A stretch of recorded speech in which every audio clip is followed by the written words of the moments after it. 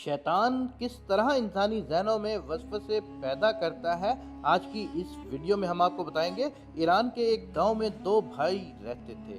दोनों में बहुत ज़्यादा मोहब्बत थी। लोग उनकी मोहब्बत और अखुवत की मिसाल दिया करते थे। बड़े भाई का नाम अब्दुल्ला और छोटे भाई का नाम अब्दुल रहमान था। अब्दुल्ला शादीशुदा और 4 बच्चों का बाप था, जबकि अब्दुल रहमान गैर शादीशुदा था। दोनों बर्तन साजी का काम करते थे और अपने काम में बहुत माहिर थे। उस साल में 2 मरतबा अपने तैयार करदा बर्तनों को बेचने के लिए शहर जाते और वापसी पर अपनी ज़रूरियात ज़िंदगी की चीज़ें खरीद लाते। इस कारोबार से उन्हें माकूल आमदन हासिल होती थी। हस्बे मामूल दोनों भाई बर्तन लेकर शहर की तरफ रवाना हुए। ये कई दिनों का सफ़र था। अभी वो शहर से 1 दिन के फासले पर थे कि दोपहर का वक्त हो गया। उन्होंने एक सायेदार दरख्त के नीचे गधों से सामान उतारा, उनके आगे दाना डाला, खुद वज़ू करके नमाज ज़ोहर अदा की और खाना खाने लगे। खाने से फारिग हुए थे कि उन्हें एक शख्स के चलने की आवाज़ सुनाई दी।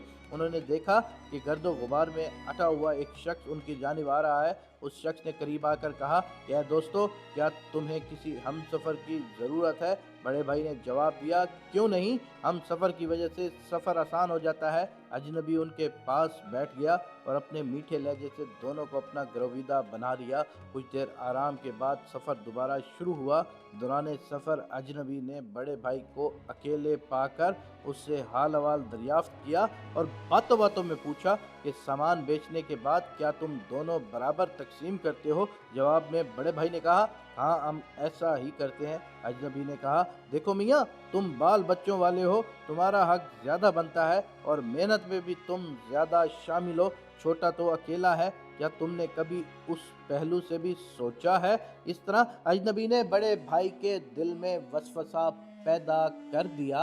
उसने दिल में ऐद कर लिया, इस दफ़ा वो ज़्यादा हिस्सा लेगा। अजनबी ने उसी तरह मौका पाकर छोटे भाई से पूछा, सामान बेचने के बाद तुम दोनों बराबर तकसीम करते हो? छोटे भाई ने भी वही जवाब दिया, हाँ, हम ऐसा ही करते हैं। अजनबी ने कहा, मियाँ, तुम्हारी अभी शादी होनी है, घर बनना है और आमदनी की तकसीम में तुम घाटे में रहते हो। काम काज भी तुम ज़्यादा करते हो। बड़ा भाई तो अपने बच्चों में मसरूफ़ रहता है। इसी तरह तुम्हारा घर कैसे बनेगा? शादी के अखराजात कहाँ से आएंगे? छोटा भाई भी वसवसों का शिकार हो गया और खिंचा खिंचा रहने लगा। अजनबी साए की तरह कभी छोटे भाई के कान भरता तो कभी बड़े भाई के कान भरता। शहर पहुंचने के बाद सामान बहुत अच्छे दामों फरोख्त हो गया।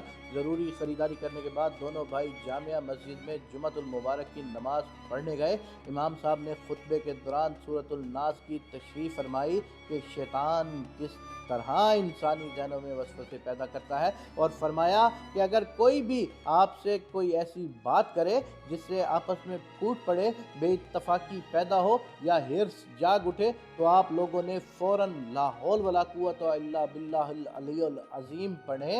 इस तरह वो शैतानी वसवसा फ़ौरन गायब हो जाएगा।